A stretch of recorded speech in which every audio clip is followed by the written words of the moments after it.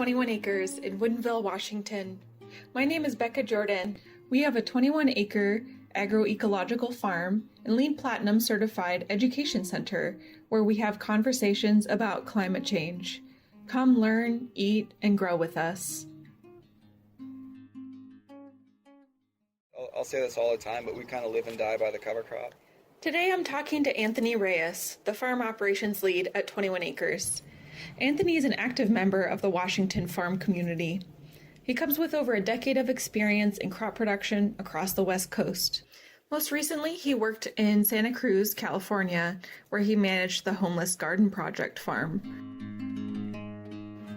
I recently took a break to walk out to the farm. This time of year in the Sammamish Valley Agricultural Production District, or APD, is beautiful and full of change.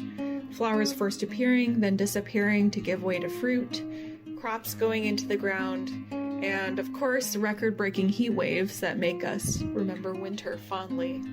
I caught up with Anthony out with the pigs, the recent project of a local farmer who's been pasture raising them here on the farm over the past 2 years. If you know Anthony, you know that Anthony cares about farming. While we tried to make friends with the pigs, Anthony and I talked about how important cover cropping is as a regenerative farm practice. Cover cropping is listed by Project Drawdown as an important way to generate soil health, leading to more and better food while mitigating climate change. Anthony, what is cover crop? So there's a long answer and a short answer. The short answer is cover crop is just something that covers like bare soil and the time being sort of in between two cash crops. Cover crop can be sort of like whatever you need it to be. So a lot of our production system will be looking at taking soil samples, looking at what is going on with our pests or with our diseases, with our weed pressure. And then we'll sort of develop cover crop regimens based off of what we're seeing in the fields. So what cover crops are you using right now? The mix we use is a Rye Veg in most of the areas during the winter. And so the rye, they have a pretty extensive root system, super fibrous. And so the second you cut that grass and terminate the cover crop, all of those fibrous roots break down. And then what you're left with is this really fine till. So why cover crops? How do cover crops help with farming practice? Erosion control. During the winter times, it keeps a lot of the nutrients in place, and means that it's a lot of those nitrogen and excess phosphorus and potassium aren't going to be going into the water streams nearby. They'll just be more held in the biomass of the cover crop. And another one of the winter cover crops that benefits that we'll do, in addition to holding on to and scavenging for existing nutrients, is also increasing biomass and increasing the just establishing better soil structure. And then there's also the nutrient, the nitrogen fixing ability of some of the cover crops, more of the leguminous or herbaceous. And that's going to be, for us, it's the vetch, and then during the summertime we'll have an Austrian field pea that'll be going into the fields along with barley. But the vetch and the field pea, they have these nodules called rhizobia, and it's a symbiotic relationship between the roots and bacteria that take atmospheric nitrogen and hold it in these nodules. And then as that's breaking down, it's releasing the nitrogen into the soil. So it's one of our hopes and dreams is to be able to having all of our nitrogen inputs and all of our fertilizer inputs coming from the cover crop. But that'll take a few years to actually establish. But I guess with the Rye Veg specifically, we also use that for weed management and breaking pest and disease cycles. So the weed management, the rye, because it builds such a large biomass, it outcompetes a lot of the weeds that will be coming in, which also breaks the cycle of the weed seeds. But the rye is also allelopathic, so it has this chemical reaction with a lot of the plants and roots in the soil that inhibit germination and growth of a lot of the weeds that we have. And one of our main means on 21 acres of establishing more long-term carbon storage is all of that biomass that you're seeing, and some of our stands are up to 7 feet tall. And so all of that green matter is, all of that photosynthesis is then taking some of that carbon dioxide and transferring into carbon in the plant structure, which then when that gets turned into the soil or terminated, about 2% of the carbon material in each living plant turns into that long-term carbon or the humus. So that's actually our main way of increasing our soil organic carbon and trying to take more of that carbon from the air around us, or that atmospheric carbon. And then additionally, like the different cover crops that we have, like what I'll be doing is looking at what our farm needs, and then trying to find a cover crop mix that'll more specifically address those needs.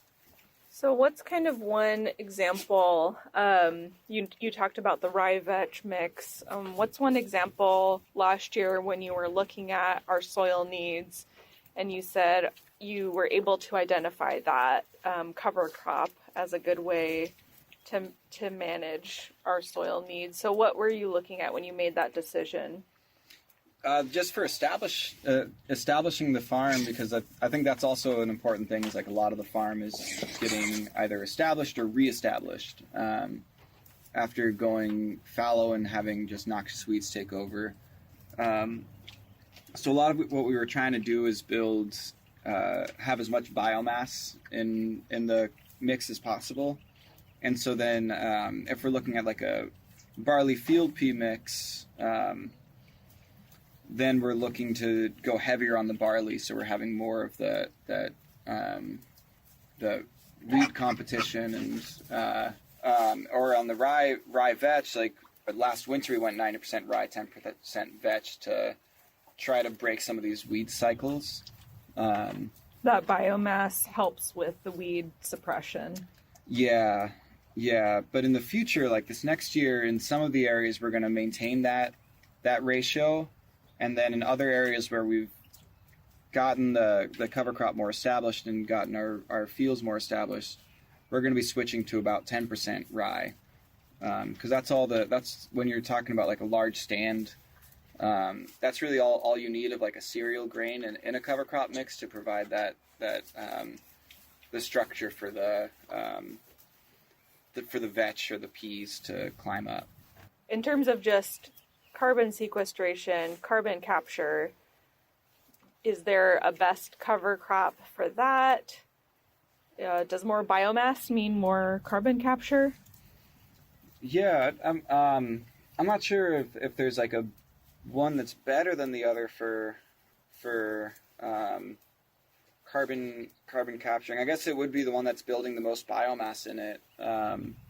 Which at this point, the rye is definitely going to be building the most biomass. The rye or the barley.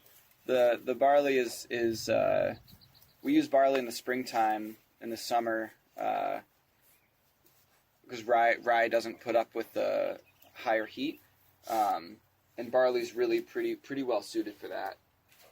More biomass is the more biomass, the more soil organic carbon you're looking at once that cover crop is terminated. You kind of talked about this earlier, but one of the questions that I encounter a lot and that I still feel like I don't have a good grasp of is when you terminate those cover crops, how does the carbon get integrated into the soil? Isn't it just released as if you were to terminate any other plant? It's yes and no. So most of a lot of that carbon is going to be released. Not a lot of it. Some of that carbon will be released into like a gaseous form. But when it's in that, once you get it into the biomass, it'll break down and you'll have soil organic carbon. But some of it will be more mobile than others. And so when we're talking about that carbon sequestration or the long-term carbon storage, we're talking about like more like humus development. And that one will be like the 2% of the carbon material in the plants will turn into humus, which is like really not that much. But then you also look at the larger image of the amount of cover crop that we're terminating and either turning in or letting sit on the surface, and then that number increases, or that the actual effect of that carbon storage increases significantly. And with all of that, a little bit goes a very long way. How long does something like that take? How long does that humus development take to get to a point where it's beneficial for your farming practice? It should be within that year. Yeah, because that's just waiting for the natural decomposition process to happen. And there's two different ways of doing it. One, if you're just like terminating on the surface and leaving it on the soil surface, the depth at which that carbon is going to be broken down is just at that very surface layer. But then if you're then going to turn that cover crop into the soil, the depth that carbon is being stored is deeper into the soil profile. So it's not, and there's been like lots of analyses to figure out like which one between like a no-till and a conservation till system is actually storing more of the carbon, and it's less so about which one is storing more and more so about the depths at which it's being stored. But the main thing is that like cover crop is sort of that is central to both of those equations or both of those conversations. Does the depth of that humus or where you are in the steps of cover cropping over multiple years, does that affect what crops you're planting year by year? Not particularly. Just because a lot of what we're doing is moving throughout the farm. So we're on a 7 or 8 year rotation out here. And so the idea is that after that 8 years go through, then all of the crops are in all the different areas of the farm. And like that even like our crop rotation is something that was like very intentional with yearly and seasonal cover crop mixed in throughout. Yeah, it doesn't necessarily affect what plants we're going to be planting, but more so like we'll put different cover crops in prior to whatever block we're doing. So if we have strawberries going into the ground, we'll do a summer mustard cover crop and use that as like a biofumigant to handle a lot of the weed and pest and disease management prior to strawberries. And then we'll always have like we're right right over by a whole bunch of these little piglets, and they're incorporated into our fallow block, and that's something that's really integral to our system as well. We'll have one year where we'll have rye, vetch, barley, and pea, and then and then we'll be going from that back into the heavier rotation of vegetable crops. We decided to leave the pigs and head over to the 7-foot tall cover crop stand where the rye was growing. So when we talk about like Anthesis, like this, when you see all that pollen shed, that's when you know it's like perfect timing. And also if you have allergy, this is horrible. When you see the pollen, it's time to terminate. Yeah, when you see the pollen, when you see like that many anthers, or like this is Anthesis when it has the peak of anthers and pollen shed. It's also going to be the milking stage. So if you take one of these, and you should be able to like push out some. Well, that's a bad example. Like these should be the seeds they'll be developed enough to milk, but they won't be developed enough to germinate. So it's sort of like that perfect stage is right now, and like if you just cut that energy flow, like that'll die. But it's also like when I was talking about like the weed suppression, like this is all rye and vetch, and that's like all that there is here. So you get like that full, yeah, it's just beautiful. I'm just getting mouthfuls of pollen right now. It's like kind of tastes like rye. Jeez. Yeah. But yeah, this is like super successful, and yeah, it is kind of amazing to see like there's nothing else really growing in here. I mean, I think this is like one of the coolest things that we're doing out here, but.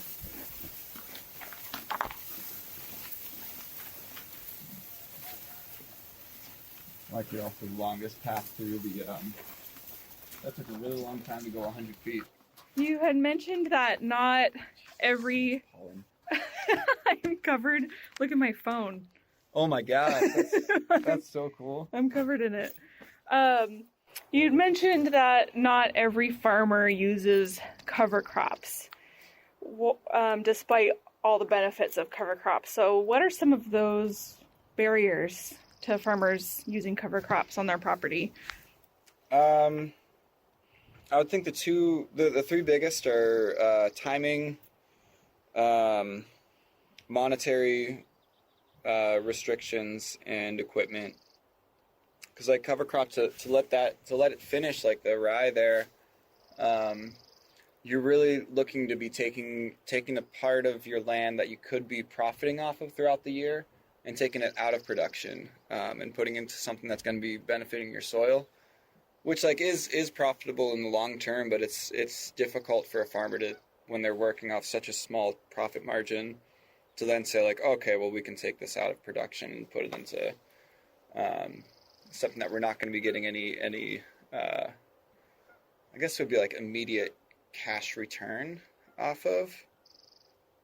It's also just like having the infrastructure and equipment to put in cover crop in a timely manner. In Western Washington, you're really looking at, if you want all of the nutrient benefits of vetch, you're looking at getting it in by like September 15th. And then for erosion control, it's October 15th, and then the days get short enough where you just can't really be benefiting from it as much. And so it's thinking of like everything that's going on in September. For us, like cover cropping is sort of our biggest thing, but that becomes difficult, especially if you don't have access to like a seed drill or a broadcaster or machinery that can really get that seed into the ground or even like onto bare soil. And then it's also just like it can be kind of difficult to get a good stand. It takes a lot of time and a lot of effort, and yeah, so sometimes it's just like not seen worth that time or worth letting it even like finish completely. I don't know how many folks, especially in like the valley here, that I actually see like allowing a cover crop to go reach that peak anthesis or maturation and turning it in. That's a lot of effort for something that you're not going to be able to sell. But it pays for itself in different ways, and your inputs are going to be less. Long term, you're creating more resilient soil. So it'll be less work on you on the long term. You're also managing weeds, managing diseases, managing pests without actually having to go in and do anything. And so there's different areas where that equation sort of breaks even. And yeah, one of the things I personally like, if I'm doing like some consulting with someone or consulting with the farmer, and one of the ways that I really identify success in a farming system is if they're able to have like a pretty well established cover crop system involved in their plan, because that tells you that they're profitable enough to take part of their land out of production and out of sales for months at a time, especially like in the middle of the growing season where you can throw like a buckwheat, which will be like a 30-day, or a barley pea, which is 60 to 90 days to maturation. And if you're able to take that land out of production and sales for that amount of time, then it sort of has other implications over how you're running your operation from a sales standpoint, and from a soil management standpoint. Any final words about cover crop? Yeah, I guess the final thing, at least like with us at 21 acres, is I'll say this all the time, but we kind of live and die by the cover crop. If the cover crop isn't doing well, then our farming season is going to be that much more difficult. As you saw with like the land over there where cover crop stand wasn't as good, cultivating into that stand that we were just in, it's going to be a lot easier. That soil is going to be really well conditioned. Yeah, so we very much so live and die by the cover crop. Thank you so much. Yeah, you got a lot of pollen on that phone there. Yeah, we're gonna have to clean off this phone.